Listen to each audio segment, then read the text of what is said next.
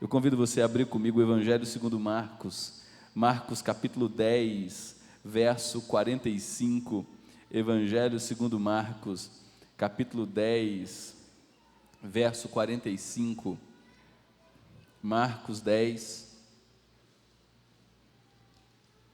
verso 45, o próprio Jesus disse: pois o próprio Filho do Homem não veio para ser servido, mas para servir e dar a sua vida em resgate por muitos.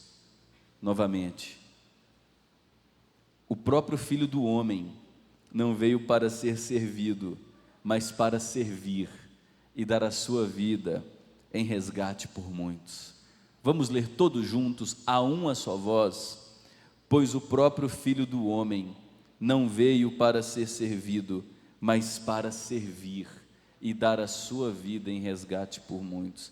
Queridos, eu acho que a gente consegue ler melhor que isso, né? Não tem lógica. Não tem lógica. Vamos lá, Marcos 10, 45. Aqueles que frequentaram o Mobral de antigamente foram, pelo menos alfabetizados, sabem ler o mínimo. Pensa o seguinte, que você está numa final aí do Corinthians ou do Flamengo e faz muito melhor, porque Deus é muito mais digno do que o melhor que a gente dá. Marcos 10, 45. Pois o próprio Filho do Homem não veio para ser servido, mas para servir e dar a sua vida em resgate por muitos. Louvado seja Deus. O primeiro motivo que nós temos para celebrar é que as más notícias são acompanhadas pelas boas notícias. Nós temos em Gênesis capítulo 3, uma das narrativas mais negras de toda a palavra de Deus, porque ali nos é contado como o pecado entrou na história humana e os danos que o pecado causou à história humana. E o pecado é o responsável por tudo que nós experimentamos de dor, de isolação, miséria, conflitos. O pecado trouxe as pragas, as pestes, o sofrimento, as traições, nossas emoções conflituosas. O pecado trouxe o abandono, o pecado trouxe doenças fatais, o pecado trouxe a morte, o pecado trouxe as guerras, o pecado trouxe a morte espiritual, a separação de Deus com o homem, o pecado trouxe a culpa, o pecado trouxe a miséria. Gênesis 3 narra isso, mas Gênesis 3 vai além disso, porque o versículo 15 nos fala que as más notícias vêm acompanhadas das boas notícias. E a boa notícia é que o pecado não ditará a última palavra na história humana. A última palavra vem da graça de Deus, que em Cristo, vindo no tempo certo, redimiria, salvaria todos os que estivessem nele. Deus, em Gênesis 3,15, aparece a serpente, o animal usado pelo diabo para tentar homem e mulher, e diz: haverá um conflito eterno, um conflito durante toda a história, entre o seu filho, serpente, e o filho da mulher. Num tempo da história, serpente, o seu descendente vai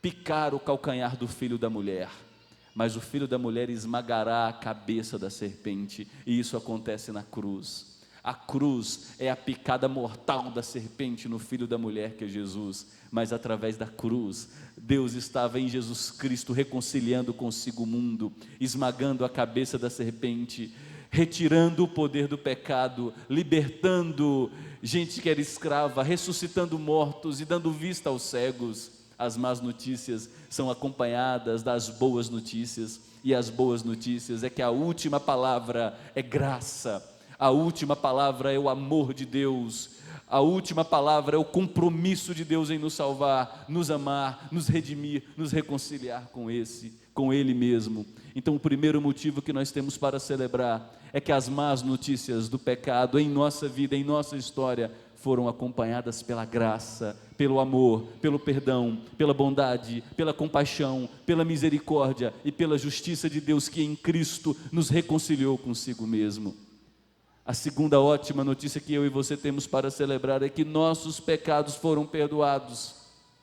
O meu e o seu pecado foram perdoados. Isaías capítulo 53, um de vários outros livros proféticos do Antigo Testamento, nos diz, 740 anos antes de Jesus nascer, que o filho da mulher nasceria.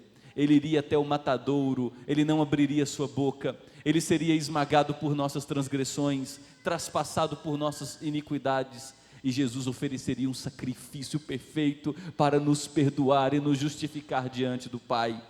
Em Romanos capítulo 6, versículo 6, Paulo nos diz que a nossa velha natureza foi crucificada com Jesus Cristo, para que o pecado perdesse o domínio sobre nossa vida, através da obra perfeita de Jesus Cristo.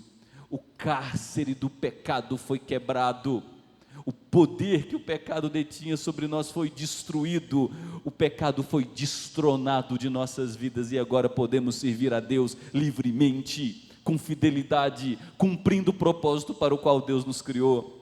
E o pecado foi perdoado porque o próprio Jesus, em Marcos 10, 45, disse: o Filho do Homem não veio para ser servido, mas veio para servir e dar a sua vida para perdoar a muitos. Quando Jesus sobe até o maldito Calvário, depois de viver vida perfeita, se identificar com nossa natureza, Ele oferece ali um sacrifício perfeito, que não precisa mais ser repetido.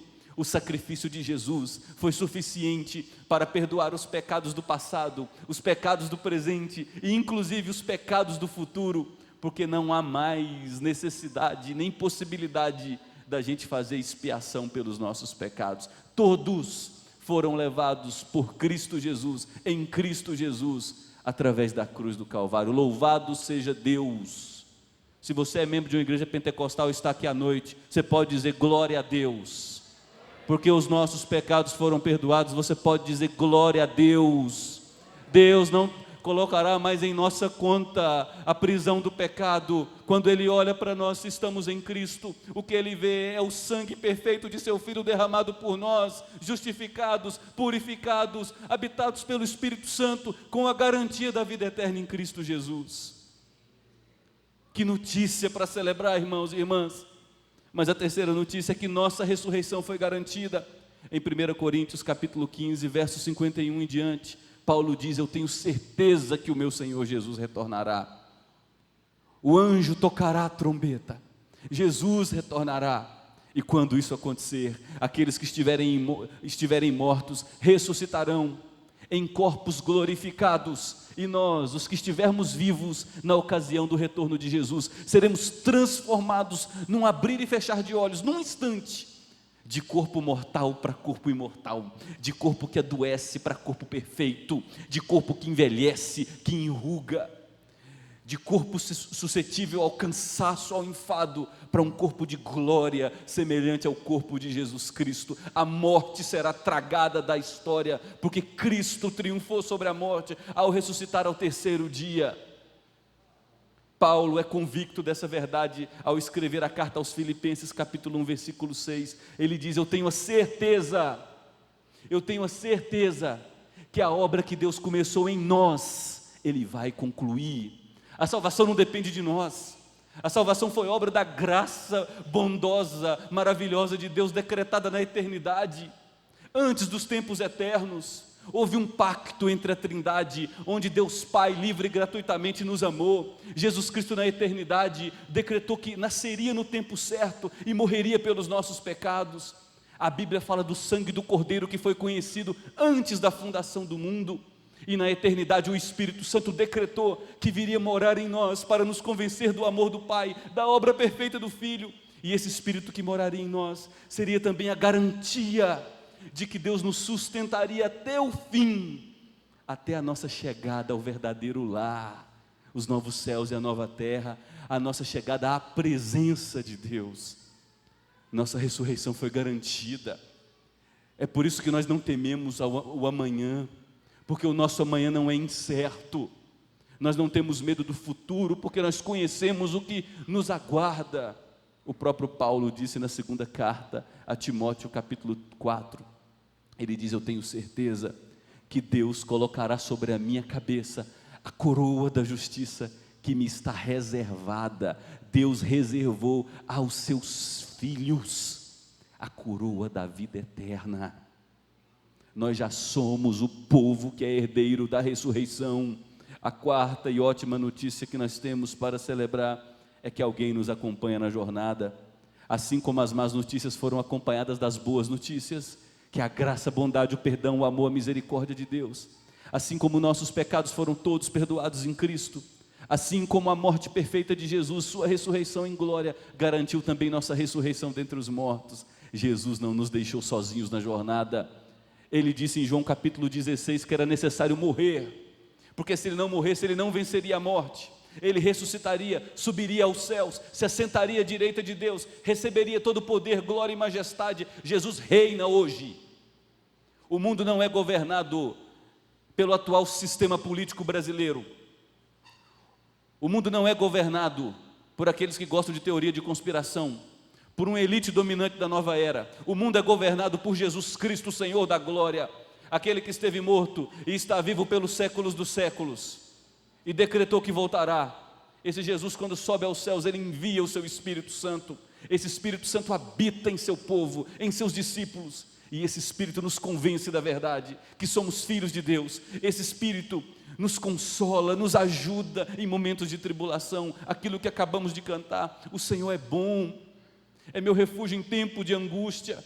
Só pode ir até Deus em tempos de angústia aquele que tem o Espírito Santo habitando nele, que o convence que foi feito filho de Deus. O Espírito Santo nos convence do pecado.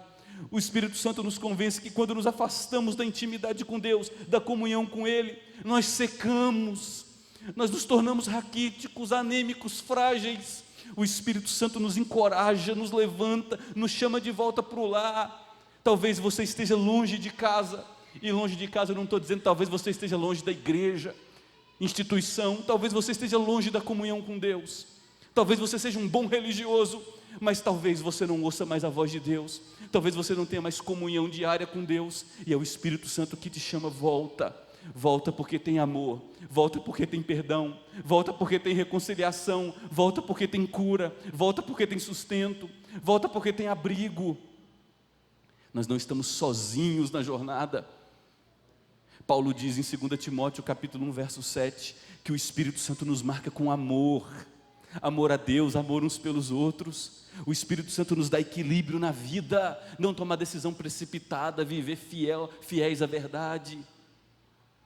Paulo diz em Gálatas capítulo 5 que o Espírito Santo põe freios na nossa velha natureza, aquele que é descontrolado, aquela que grita, aquele que é rabugento, aquele que é agressivo. O Espírito Santo gera em nós domínio próprio, bondade, paciência, misericórdia.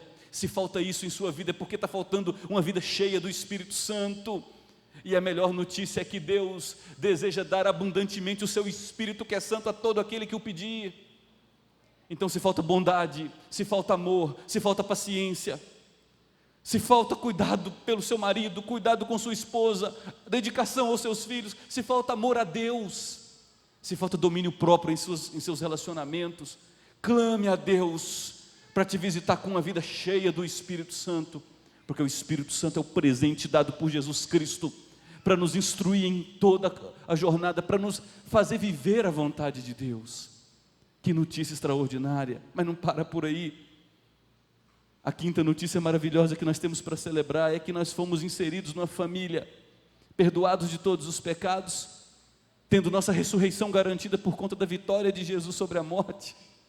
Temos o Espírito Santo habitando em nós até o fim, e Deus ainda nos presenteou em nos inserir em sua igreja amada. Meu Deus, Deus te inseriu no corpo dele.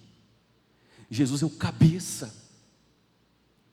e Deus te inseriu como corpo de Jesus, que é a igreja.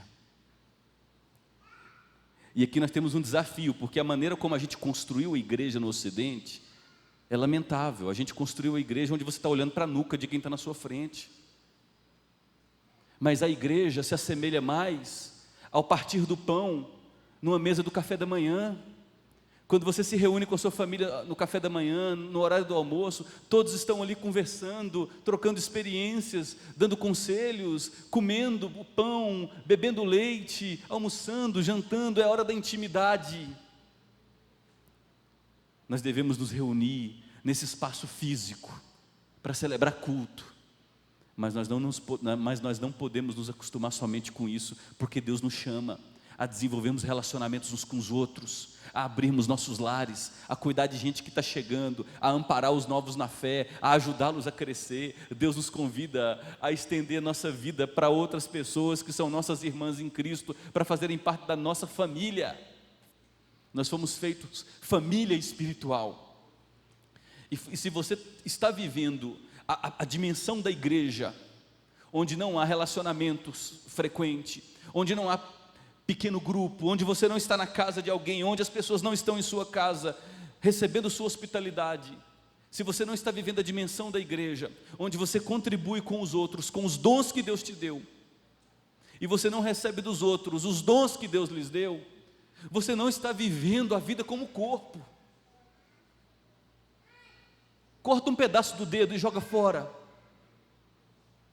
Ele só é dedo saudável estando em sua mão, conectado, senão vai apodrecer. Deus te inseriu na igreja, você tem família, e tem muita gente que não está aproveitando isso, porque ainda vive a dinâmica da igreja, que é aquela pessoa com os braços estendidos, esperando receber, quando a dinâmica da igreja é alguém com um avental, pronto a servir. Quando você serve, porque mais feliz é aquele que dá do que aquele que recebe. Deus te abençoa com irmãos, com amigos, com companheiros espirituais, com pais espirituais, mulheres, mães espirituais. Deus te chama nessa noite a romper com essa cultura de egoísmo, de individualismo, que rendeu os cristãos da nossa geração, que enchem prédios com o nome de igreja para receber bênçãos, mas não querem ser bênção para a vida de ninguém. Ser igreja é estar inserido num corpo e ser bênção para esse corpo, e na medida em que é bênção para esse corpo, Deus te cerca de bênçãos. Mais feliz é aquele que dá que aquele que recebe. Deus nos inseriu na família. Põe o avental e sirva. Você terá experiências com Deus, você receberá amigos maravilhosos, e o melhor de tudo, pessoas receberão você como suas amigas espirituais. A sexta notícia maravilhosa que temos para celebrar é que recebemos de Deus um propósito marcante. Quantas pessoas não sabem por que nasceram?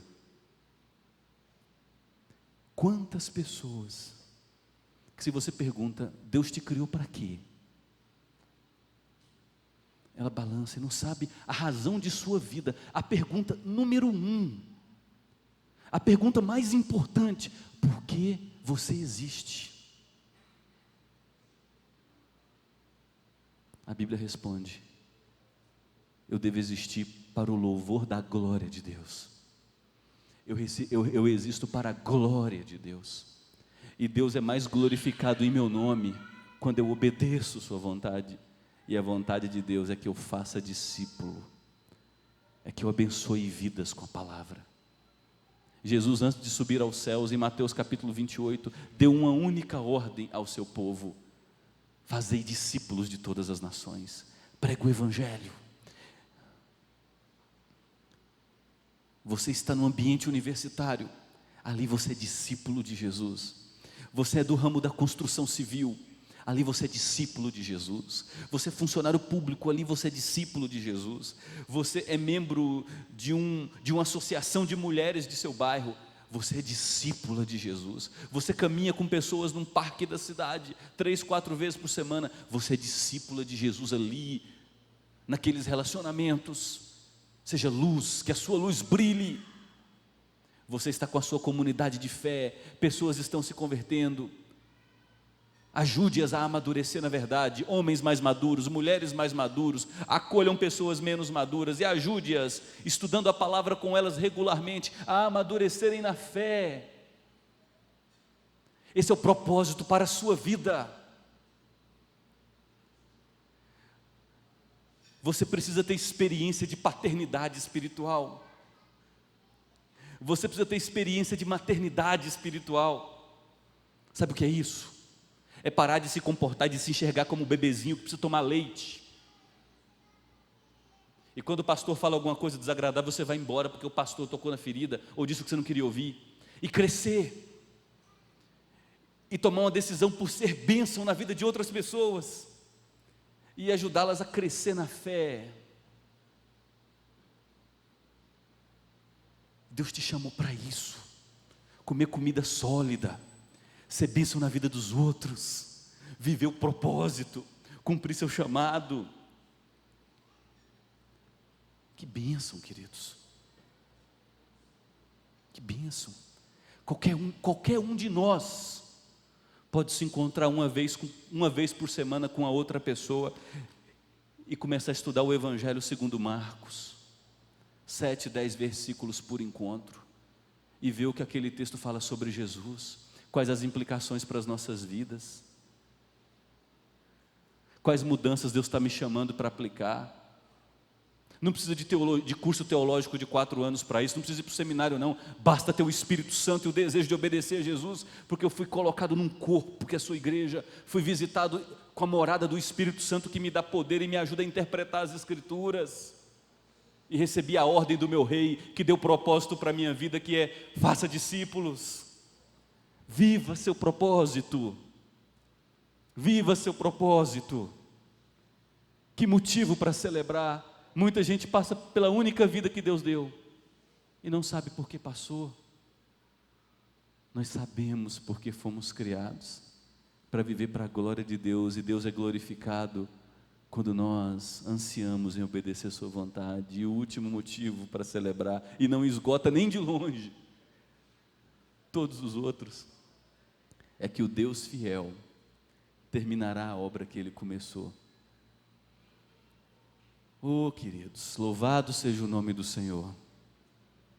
Em João capítulo 6, verso 39, Jesus diz: e a obra que o Pai me deu para fazer é esta, que eu não perca nenhum dos filhos que Ele me deu, antes eu o ressuscitarei no último dia.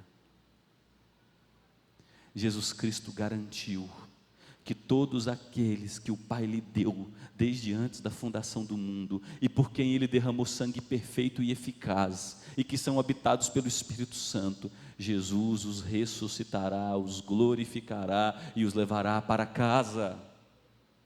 Amém? Em Romanos 8, versos 35 a 39, o apóstolo Paulo diz: quem me separará do amor de Cristo? É a morte? Tem crente que está precisando ouvir isso. É a pandemia? Pelo amor de Deus, a morte foi vencida, a morte foi zombada, a morte sofreu bullying através da cruz, a morte foi ridicularizada, a morte perdeu seu poder, a morte perdeu seu domínio. Não tem mais morte. O que tem para nós é esperança, é certeza de vida eterna em Cristo Jesus, para todo sempre. Amém? Quem me separará do amor de Deus? É a morte, a vida, a altura, a profundidade, as dificuldades do presente, porque elas existem para todos nós, ou são as dificuldades que ainda virão? Paulo diz: ninguém poderá nos separar do amor de Cristo, do amor de Deus, porque o amor de Deus por nós está em Cristo Jesus, nosso Senhor. Note como essas 7 boas notícias entrelaçam, costuram os pontos principais do Evangelho. As más notícias do pecado são acompanhadas das boas. Há um Salvador. Esse Salvador que nasceu no tempo certo da história, filho de uma mulher que viveu vida perfeita, ofereceu-se em sacrifício, recebeu a maldição do meu pecado e ressuscitou ao 3º dia, perdoou os meus pecados do passado, do presente e do futuro. Esse Salvador, ao ressuscitar ao 3º dia, vencendo os grilhões da morte, garantiu para os que estiverem nele vida eterna. Esse Salvador que ressuscitou, subiu aos céus, assentou-se à direita de Deus, enviou no seu Espírito que é santo e habita em nós e nos sustenta até o fim. Esse Deus que enviou seu Filho, que viveu vida perfeita, ressuscitou ao 3º dia, depois de oferecer-se como como maldição em nosso lugar, e nos concedeu o Espírito Santo, nos inseriu em sua família, que é a igreja, nos deu um propósito para viver, e Ele garantiu que a obra não terminou. A obra só terminará quando nós estivermos em sua presença, purificados, glorificados, exaltados.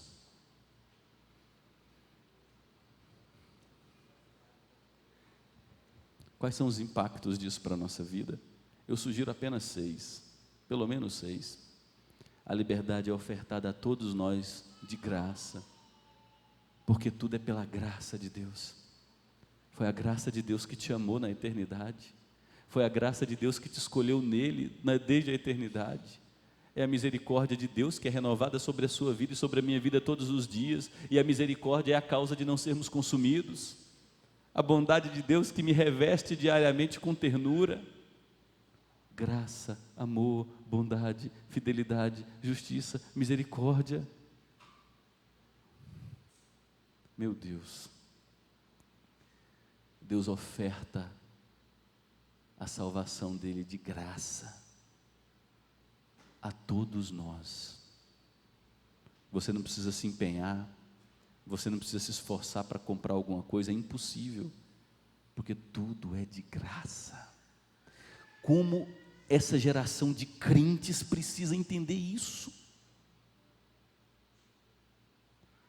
porque quer agradar a Deus através de um estilo de vida de sacrifício tão pesado, e esse estilo de vida de sacrifício, com usos e costumes, só tocam no retoque, que é a camada exterior, mas a fonte de todo mal, que é o coração, permanece intocado. Só a graça de Deus alcança o coração e o faz ressuscitar para uma novidade de vida, e isso é graça, é de graça, é pela graça. Em segundo lugar, nós podemos viver livres da culpa dos erros do pecado, dos erros do passado. Nós podemos viver livres dos tropeços do presente, porque tudo foi perdoado por causa da obra fiel de Jesus. E isso entrelaça o terceiro ponto. O poder que o pecado tinha sobre nós foi destronado. A gente tem condição de viver para cumprir a vontade de Deus, porque o Espírito que habita em você é de poder. Que notícia extraordinária para a gente que é escravizada a pecados de natureza sexual, para a gente que tem compulsão pela mentira, para a gente que vem de uma família disfuncional, e na verdade todos nós viemos de famílias disfuncionais, só que alguns têm um grau de tanta disfuncionalidade, que a pessoa se vê escravizada aos avós. O Evangelho nos fez nascer de novo, deu-nos nova identidade, fez-nos nova criação. O poder que o pecado tinha de nos acorrentar a comportamentos corriqueiros foi quebrado. Nós fomos alforriados, Deus nos libertou, e aquela carranca feia, aquela máscara monstruosa que o pecado usava, foi retirada, e ele foi feito objeto de vexame. A gente pode viver libertado daquele comportamento corriqueiro de prisão, de autossabotagem, de fazer mal aos outros, porque o poder do pecado foi quebrado. Nessa hora a gente não escuta ninguém dizendo amém, porque parece que a gente se acha ainda aprisionado. Eu não estou dizendo que o pecado vai deixar de existir como experiência em sua vida. O pecado só vai deixar de existir como experiência em sua vida quando você for glorificado à presença de Deus. O que eu estou dizendo é que aquela presença corriqueira, que encravava as garras em nosso coração e se tornava nosso Senhor, aquilo foi quebrado. Se você é escravizado ainda a isso, eu quero te convidar a conhecer as implicações da obra de Jesus. Ele levou o poder, a maldição, a culpa do seu pecado sobre si e triunfou sobre eles, os expôs publicamente à vergonha e te emancipou para viver uma vida de verdade. Amém? Mais ou menos um amém aí, né? Podemos construir relacionamentos sólidos. Deus te chama a isso, a viver uma vida de fé, muito mais que enxergar a nuca de quem está na tua frente, mas abrir tua vida para a hospitalidade, acolher pessoas como amigos espirituais. Se você é novo na fé, chegue em algum homem ou uma mulher mais madura na fé e diga: me acolha como seu filho espiritual, me discipule, caminhe comigo, estudando a Bíblia semanalmente. Se você é uma pessoa mais madura na fé, faça isso com outros. Esse é o propósito de Deus para a tua vida, glorificá-lo obedecendo sua palavra enquanto você faz discípulos. Esse é o propósito para o qual Deus nos criou. E por fim, nós somos convidados ao descanso. Deus nos levará para casa em segurança. Aleluia, glória a Deus. Eu estou bem certo de que os sofrimentos do tempo presente não podem me separar da glória que está reservada a mim. Romanos 8:18. Eu estou bem certo que os sofrimentos do tempo presente não me separarão da glória que está destinada a mim. Porque aquele que começou a boa obra em nós há de concluí-la. Se Deus é por nós, quem será contra nós? Aquele que não poupou o seu único filho, antes por todos nós o entregou, não nos dará com ele graciosamente todas as coisas? Esperança de vida eterna, convicção de ressurreição dentre os mortos, certeza de que Deus é por mim, que o amor dele é derramado em meu coração, e que seu Espírito Santo jamais me desamparará, me levará em segurança até minha casa. Meu Deus, talvez você tenha entrado por essas portas, e ao ouvir tudo isso, você diga: eu não entendi quase nada, eu não conheço a respeito disso, eu não tenho esperança.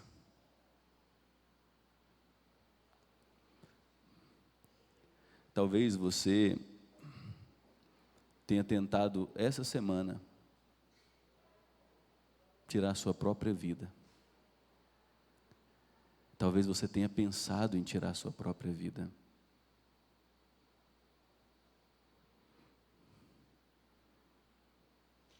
Ou talvez você viva com a convicção de que você não tem vida. Não tem nada que te segura. Não há nada que te console. Não há nada que te impulsione. Há uma ótima notícia para você. Jesus diz: vinde a mim, todos os que estão cansados e sobrecarregados, e eu vos aliviarei. Tomai sobre vós o meu jugo e aprendei de mim, porque sou manso e humilde de coração, e achareis descanso para a vossa vida. Talvez você seja um bom religioso, talvez você seja uma igrejeira, mas talvez você não conheça nada sobre o Evangelho, talvez você não tenha experiência com o amor de Deus que é derramado sobre os nossos corações. E nesse momento Deus diz a você: se hoje você ouvir minha voz, não endureça o seu coração. Você pode ir até a presença de Deus e dizer: Deus, eu não sei as implicações, eu não sei o que fazer. Não sei. Mas eu me rendo. Eu deponho as armas.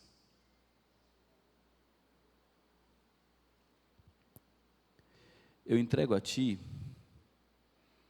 toda a visão de mundo que eu construí.